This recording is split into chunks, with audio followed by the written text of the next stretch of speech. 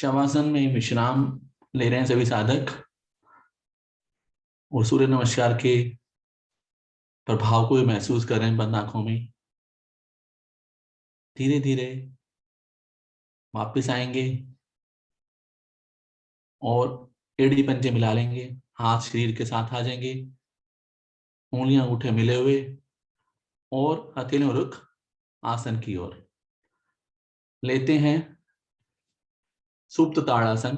सुप्त ताड़ासन के लिए एड़ी पंजे को सांस भरते हुए आगे ताने और अपने हाथों को भुजाओं को उठाते हुए सर के पीछे ले जाएं और पीछे ले जाएं तो कोहनियां आसन से स्पर्श हो जाएं, ऐसा प्रयास हो।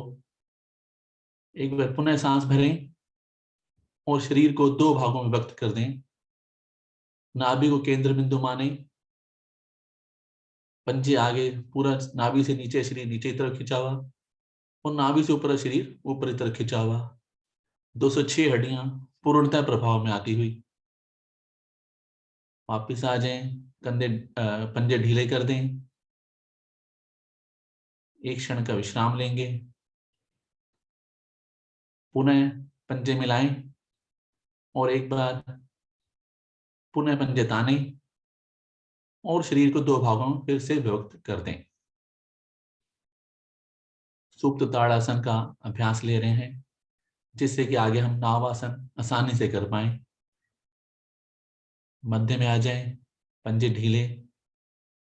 अब हमारा शरीर नाव आसन के लिए तैयार हो चुका है, तो एक बार पंजे मिला लें और सांस भरते हुए दोनों टांगों को उठाएंगे, 90 डिग्री पे लाएंगे, बिना घुटने मोड़े लाएं। और जो साधक जिनकी टांगे 90 डिग्री पे आ गई हैं वो अपने पंजों को पीछे ले जाने का प्रयास करें, आसन से लाने का प्रयास करें। और जो साधक नहीं ले जा सकते दोनों हाथों को ऊपर उठाएं और दोलन प्रारंभ कर दें। अब इस स्थिति में ध्यान ये रखना है कि आपके घुटने ना मुड़े हों। कुछ साधक घुटने मुड़ रहे हैं, घुटने ना मुड़े। और पूरे जब दोलन करें तो भुजाएं कानों से सटी रहें, भुजाएं कानों से अलग ना हो।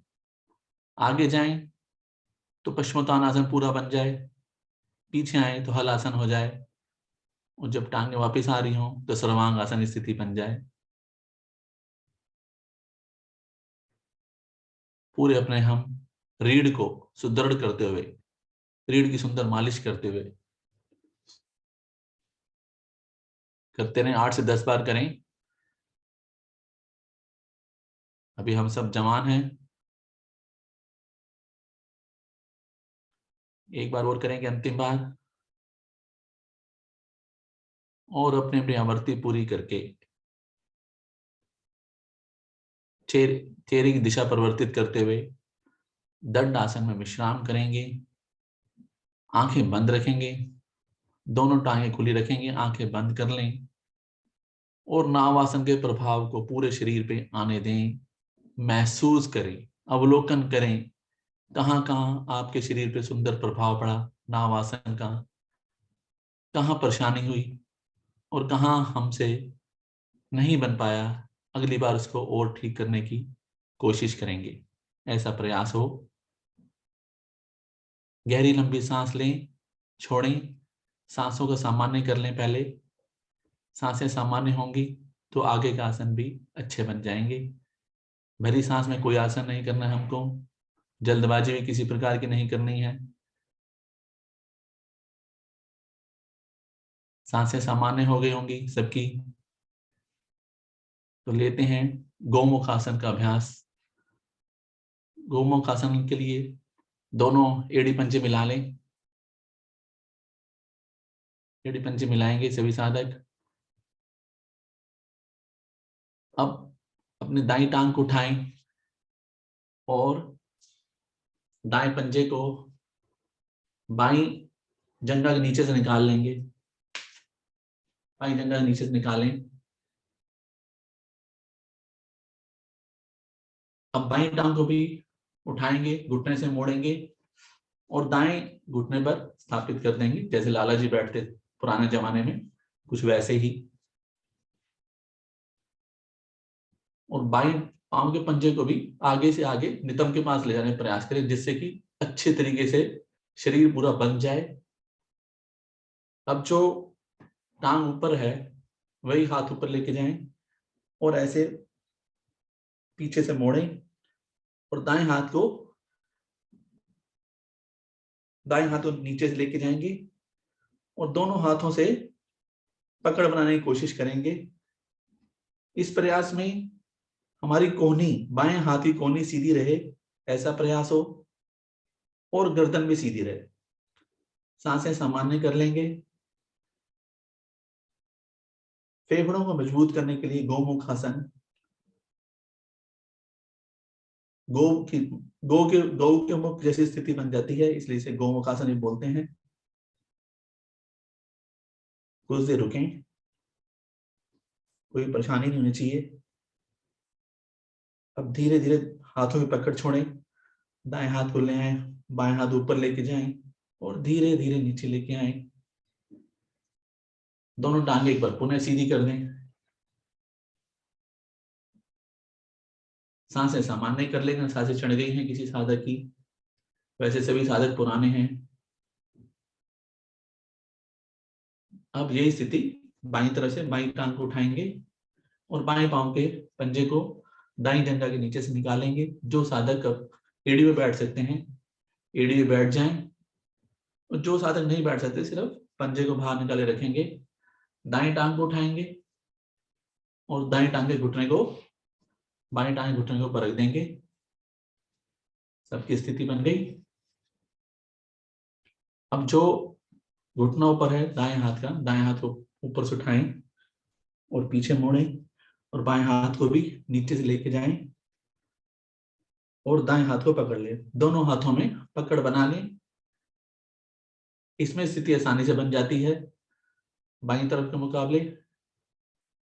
अब कोहनी सीधी करें, कोहनी सीधी होनी चाहिए दाएं हाथ की, और गर्दन भी सीधी हो, गर्दन झुकी ना हो। और जो भुजा है दाएं हाथ की, वो कान से सटी रहेगी। सांसें सामान्य कर लें। आने दे प्रभाव को गोमुख आसन के। इसमें हम ज्यादा देर तक रुक भी सकते हैं, कोई परेशानी नहीं होनी चाहिए। सभी पुराने साधक हैं।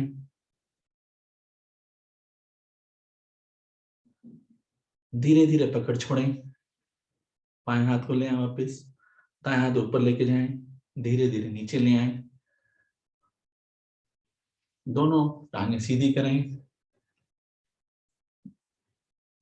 और दोनों हाथों दाएं तरफ रखेंगे और वज्रासन में आ जाएंगे।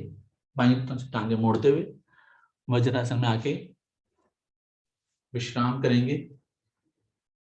आंखें बंद कर लें और गोमुख आसन के प्रभाव को महसूस करें।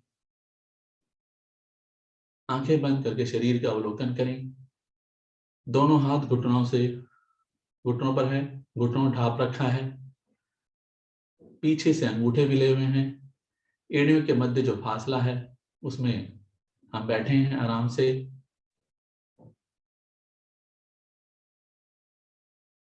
वज्रासन में प्रत्येक दिन बैठें। खाना खाने के बाद भी बैठ सकते हैं तो खाना जल्दी पच जाता है और निष्कासन भी अच्छा हो जाता है। मुझे इस आसन का काफी फायदा हुआ। आप सब भी इस आसन में बैठा करें। खाना खाने पश्चात 10 मिनट अवश्य बैठें।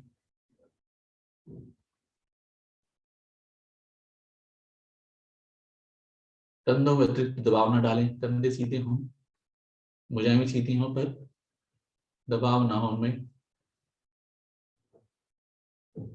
बढ़ते हैं अगले आसन की तरफ। अगला आसन है उष्ट्रासन। उष्ट्रासन के लिए अपने घुटनों पर खड़े हो जाएंगे सभी साधक। हाथ शरीर के साथ हैं। दोनों घुटनों में कंधों जितना फासला कर लें और पीछे से पाँव में भी कंधों जितना फासला पीछे मुड़ के देख सकते हैं कि फासला बराबर होना चाहिए घुटनों में भी और पंजों में भी।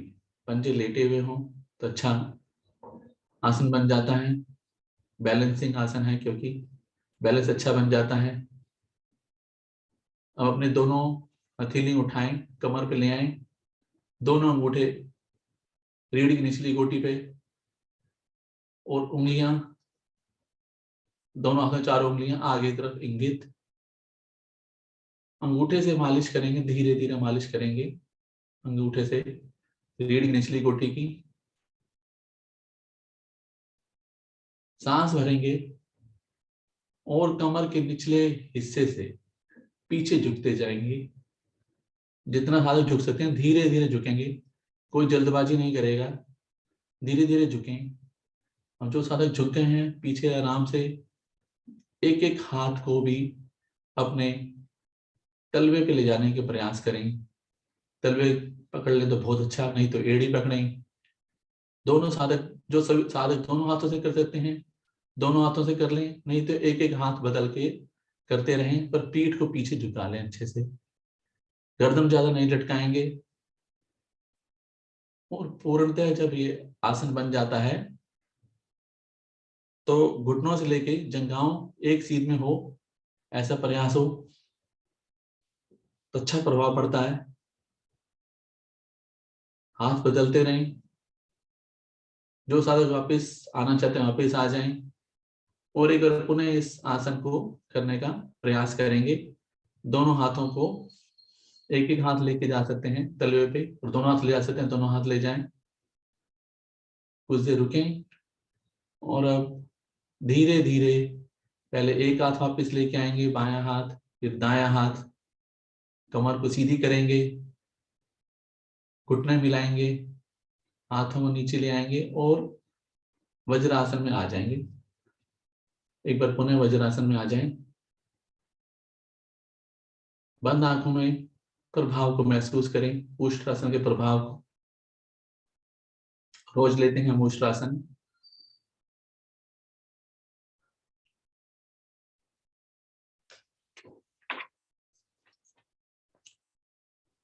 अब बढ़ते हैं अगले आसन की तरफ। अगला आसन है शशांक आसन, भाग 1। वज्रासन में बैठे हैं सभी साधक। थोड़ा पीछे हो जाएं अपने आसन की तरफ, क्योंकि हमें पहले हमने पीछे झुके थे, अब आगे झुकना है। अपने दोनों हाथों को उठाएंगे, धीरे धीरे सांस भरते दोनों हाथों उठाएं, दोनों भुजाएं कानों सटी हुई। सांस भर के एक बार हाथों को ऊपर आकाश की तरफ ताने, कमर भी बिल्कुल सीधी कर दें, बिल्कुल सीधी कमर हो जाए, अच्छे से खींच जाए। खींचे पहले, जल्दबाजी नहीं करेंगे आगे जाने की। सांस भरी हुई है, धीरे धीरे सांस खाली करते जाएं और हाथों नीचे लाते जाएंगे, धीरे धीरे नीचे लाते जाएं, लाते जाएं, लाते जाएं।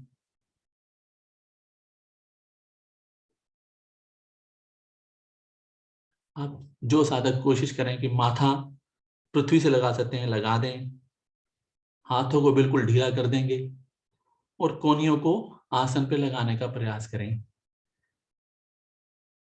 श्वास स्वाभाविक श्वास में आ जाएंगे, सामान्य सांस लेते रहेंगे, छोड़ेंगे। पीठ बिल्कुल आराम की स्थिति में है, किसी प्रकार की कष्ट परेशानी नहीं होनी चाहिए। उष्ट आसन में परेशानी हो सकती है, पर शशांक आसन में परेशानी नहीं होनी चाहिए।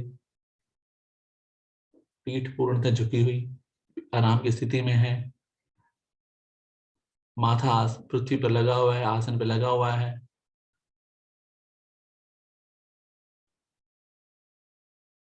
ध्यान देने योग्य बात यही है कि पृष्ठ भाग आपके नितंबों से ना उठाओ, बस इस बात का ध्यान रखें। अब धीरे धीरे सांस भरते हुए हमारी वापसी होगी। कोहनियां, भुजाएं जो हैं वो कानों से सटी रहे, वो भुजाएं कानों से अलग ना हो, बस हाथों ऊपर ले जाएं। ताने एक बार पुनः हाथों को, हथेलियों को ताने आसमान की तरफ, पीठ को तान दे अच्छे से, ताने। और धीरे धीरे हाथों को बहुत धीरे धीरे दाएं बाएं से वापस लेके आएंगे। बहुत जल्दबाजी नहीं करेंगे, धीरे धीरे लेके आएंगे। हाथ फिर एक बार घुटनों पर, हाथों को आगे करेंगे और पाँव को पीछे करेंगे, पेट के बल आ जाएंगे। शिथिलासन, दाईं तरफ से दायां कान आसन पर लगा हुआ, दायां हाथ सीधा, दाईं टांग सीधी, बायां हाथ और बाईं टांग 90 डिग्री पर मुड़ी हुई, फेफड़े पूरे आसन पर लगे हुए, आंखें बंद, सांसें सामान्य करें और उष्ट्रासन और शशांक आसन के प्रभाव को महसूस करें। सांसें भी सामान्य कर लें। गहरी लंबी सांस लें, गहरी लंबी सांस और धीरे धीरे छोड़ दें। 3 बार गहरी लंबी सांस लें और छोड़ें। आसन का आसन होता है, विश्राम का विश्राम है।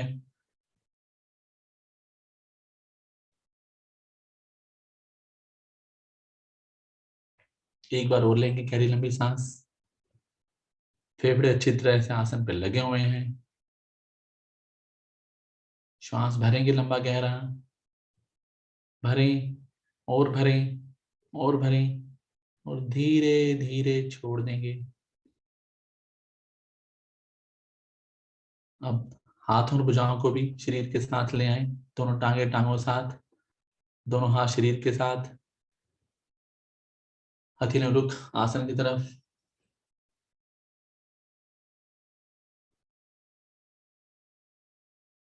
सांसें सामान्य।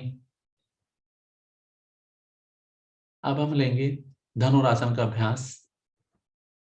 हाथ दोनों शरीर के साथ हैं, टांगे दोनों मिली हुई हैं, एड़ी पंजे मिले हुए हैं।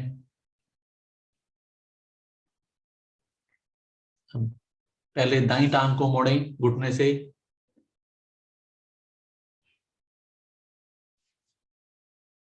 और दाएं हाथ से टखने को पकड़ लें। अपने दाएं पांव के टखने को पकड़ लें। जो सारे दोनों हाथों से करना चाहें दोनों हाथों से भी कर सकते हैं और अच्छी स्थिति बन जाएगी। धनुरासन है तो अभी हम अर्ध धनुरासन ले रहे हैं। दाएं हाथ से आपने टखने को पकड़ लिया है। सांस भरें। उस भरी सांस में अपनी जंघा को, अपनी टांग को, दाईं टांग को उठा दें। सिर्फ दाईं टांग को उठाएंगे।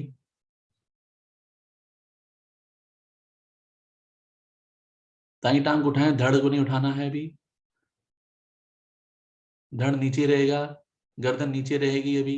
सिर्फ दाईं टांग को उठाएं, दाईं भुजा, दाईं जंघा से पूरी उठा दें, जिससे कि प्रभाव, बहुत सुंदर प्रभाव आएगा। और जितनी जंघा ऊपर उठेगी उतना अच्छा प्रभाव होगा। हाथ भी पूरा खिंच जाता है। धीरे धीरे पकड़ो, छोड़ें और टांग को धीरे से नीचे ले आएंगे। टांग टांग के साथ आ गई है। अब यही क्रिया बाईं तरफ से करेंगे। बाईं टांग को मोड़ेंगे घुटने से और अब बाएं हाथ से बाएं टखने को पकड़ लेंगे।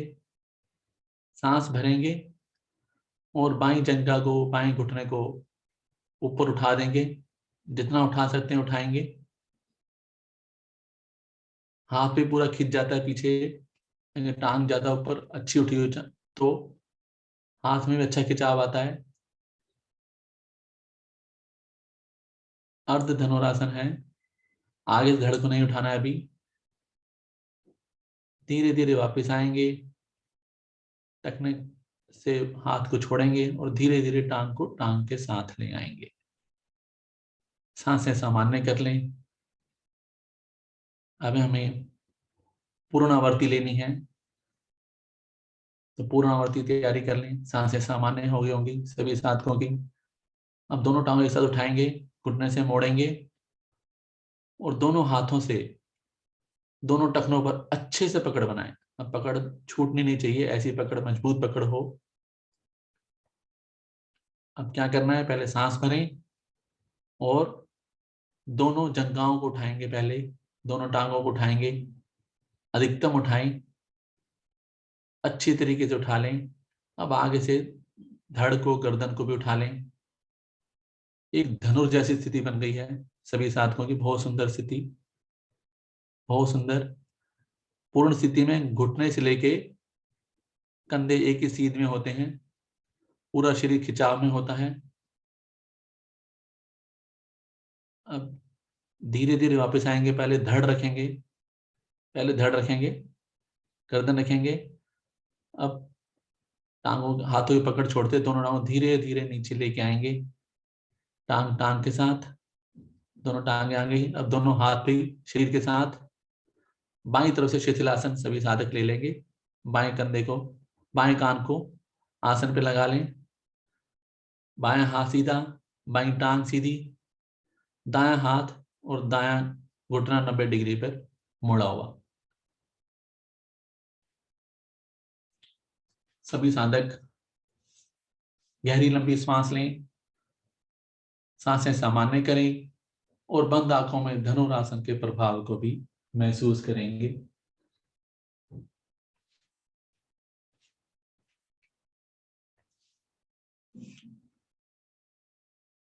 एक बार और गहरी लंबी सांस ले लें,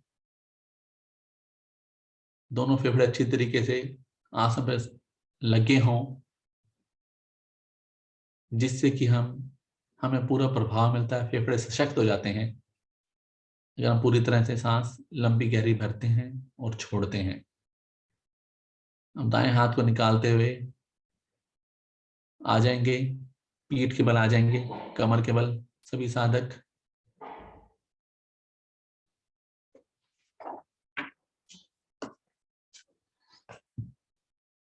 दोनों टांगे मिला लें, दोनों हाथ भी मिला लें साथ में।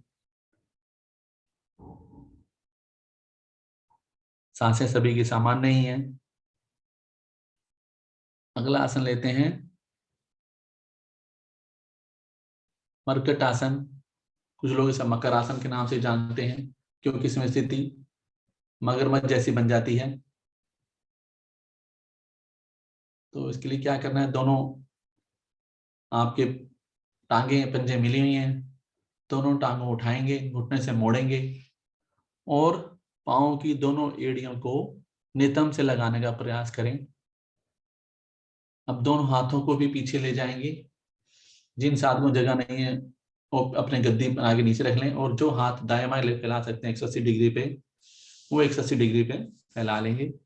अपनी सुविधा के अनुसार कर लें। हाथों को दाएं में फैला लें तो अच्छे से फैलाएंगे और खींच के रखेंगे, पूरी भुजाएं खींची होनी चाहिए और एड़ी नितंब के साथ लगी हुई हैं। अब सांस भरेंगे और दोनों घुटनों को दाईं तरफ लेके जाएंगे।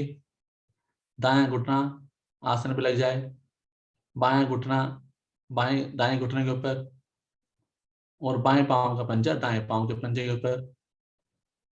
गर्दन को मोड़ें, बाईं तरफ ले जाएं और बायां कान भी आसन पर लगा दें। पूरी तरीके से शरीर ट्विस्ट हो जाता है, जैसे भारी कपड़े को सुखाते हैं ना, कुछ वैसे ही हो जाता है। आने दे प्रभाव, कुछ देर रुकें। बहुत सुंदर प्रभाव पड़ता हुआ पूरी कमर पर। शाटका के दर्द के लिए बहुत सुंदर आसन है।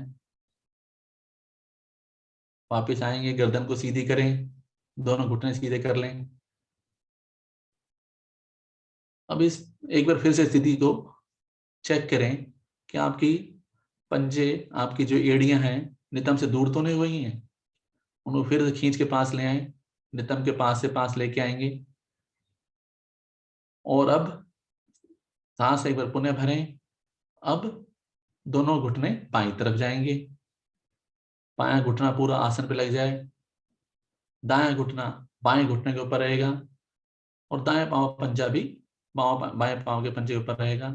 गर्दन को मोड़ें साथ साथ और दाईं तरफ अपने कान को आसन पे लगा दें, पूरा प्रभाव आने दें। जब हम किसी आसन में कर रहे हैं तो पूर्णतः प्रभाव लें, पूरी क्षमता के साथ करें। पूरे आसन का प्रभाव लेना आवश्यक है। धीरे धीरे वापिस आएंगे और एक बार फिर इसको दोहराएंगे। दोनों घुटनों को दाईं तरफ गर्दन बाईं तरफ, कान बाईं तरफ आसन पे लगा हुआ, पूरी पीठ मुड़ी हुई है, दोनों घुटने,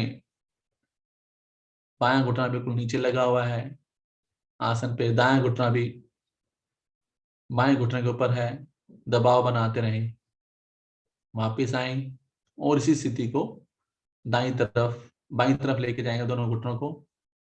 अभी पहले दाईं तरफ किया था, बाईं तरफ करेंगे, और गर्दन और कान दाईं तरफ। रुकें कुछ देर, आनंद प्रभाव को धीरे धीरे वापस आ जाएं।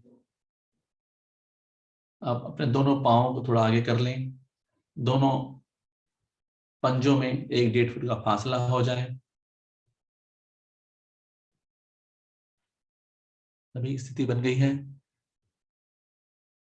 अब दोनों घुटनों को दाईं तरफ लेके जाएंगे, दायां घुटना पूरा आसन पे लग जाए, और बायां घुटना जो है वो दाएं पांव के पंजे पे छुए। अब गर्दन को बाईं तरफ मोड़ दें और कान को आसन पे अच्छी तरीके से लगा दें।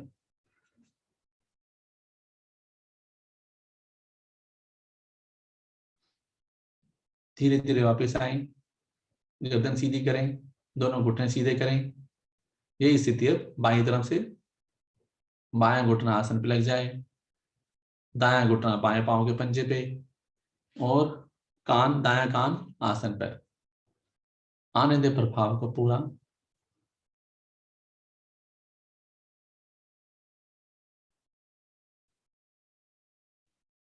कुछ देर रुकें, अब वापस आ जाएंगे और अभी स्थिति को ऐसे ही बनाए रखेंगे, पर अब आवृत्तियां जल्दी जल्दी लेंगे। पहले दाईं तरफ और कान बाईं तरफ, फिर बाईं तरफ और कान दाईं तरफ। इसको जल्दी जल्दी से आवृत्तियां दोहराएंगे, कमर पे सुंदर प्रभाव पड़ता है।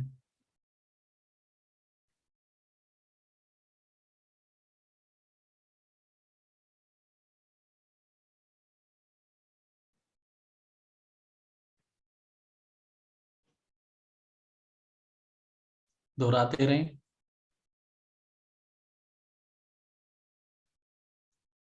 थकने वाला आसन तो है नहीं है, सभी साधक कर सकते हैं आराम से।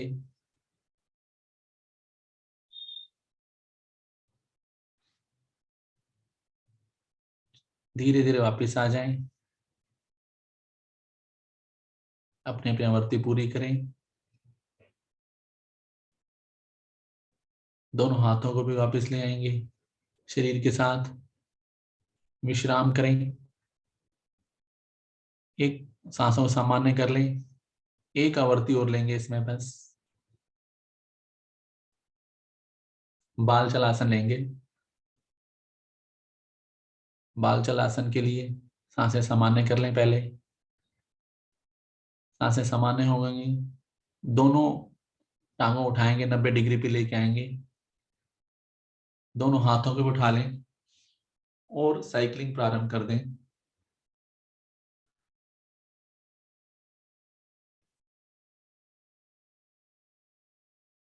5 बार पहले कर लें और 5 बार विपरीत दिशा में कर लें।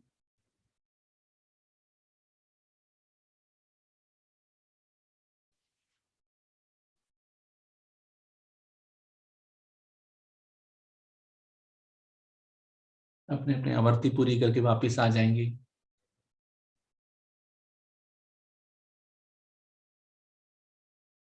वापस आ जाएं,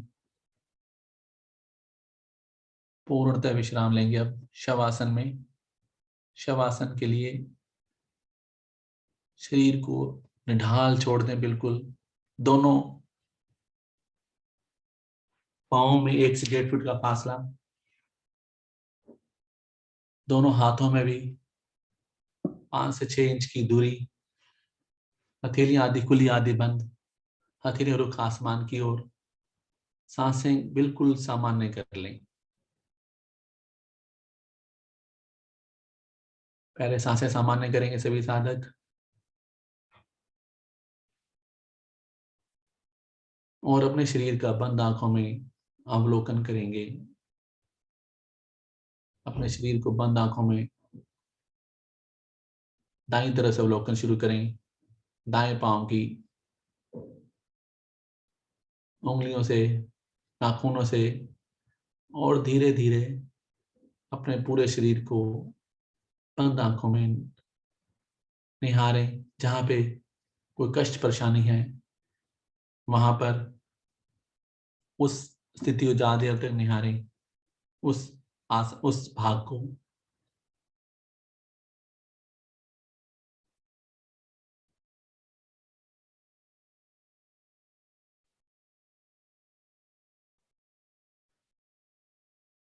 पूर्णतः ऊपर पहुंचकर अब वापस इसी स्थिति में वापस आएंगे, बाईं तरफ से वापस आ जाएंगे।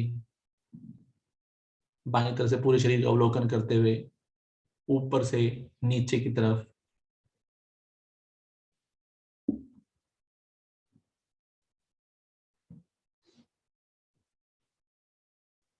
पूरे शरीर का अवलोकन करते बंद आंखों में वापस आ गए सभी साधक।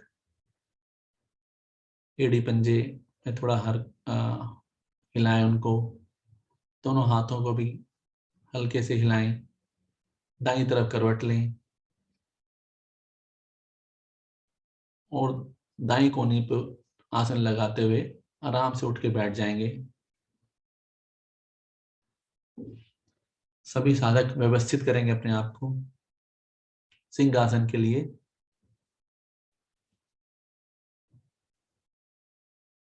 व्यवस्थित कर लें सभी साधक।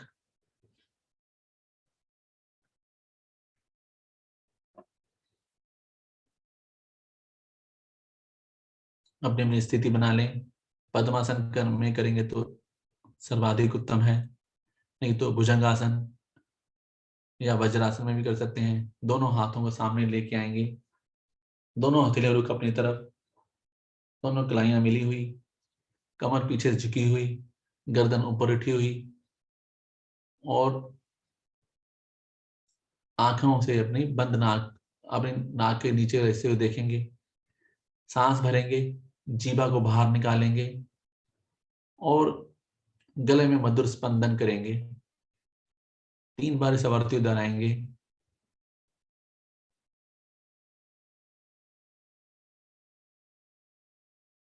जी पूरी बाहर निकाले रखेंगे तो ज्यादा प्रभाव आता है। गले में मधुर स्पंदन होता है। गले के रोग दोष होते हैं, गले से संबंधित सभी रोगों के लिए बहुत अच्छा आसन है सिंहासन।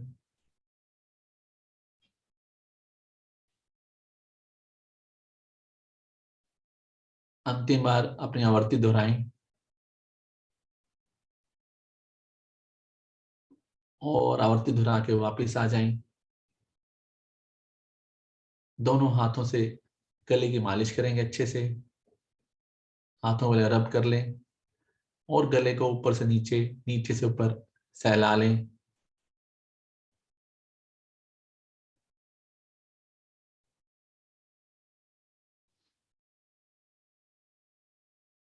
अब हम तैयार हैं संसार के भांतम आसन के लिए, हंसी का आसन। सबके चेहरे पे मुस्कुराहट आ जाना चाहिए। हंसी का नाम सुनते ही सबके चेहरे खिल जाएं।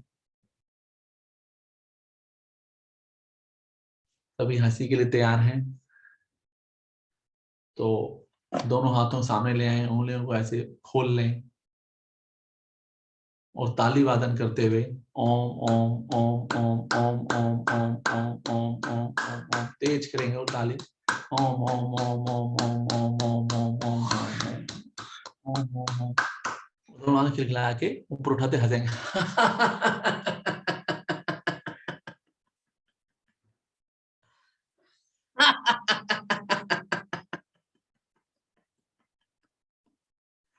हंसते रहें, हंसने में क्या शर्माना, हंसते रहें।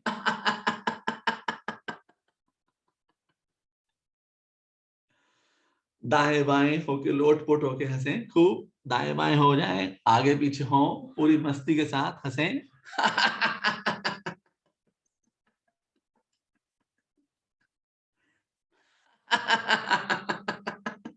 दोनों हाथों में ऊपर ले आए और हाथों में झंझनाहट करेंगे ऊपर। धीरे धीरे हाथों को नीचे लेके आए और नीचे लेके आए कंधों के दाएं बाएं, धीरे धीरे कमर के दाएं बाएं, और एक पुनः एक बार हंसेंगे खिलखिला के।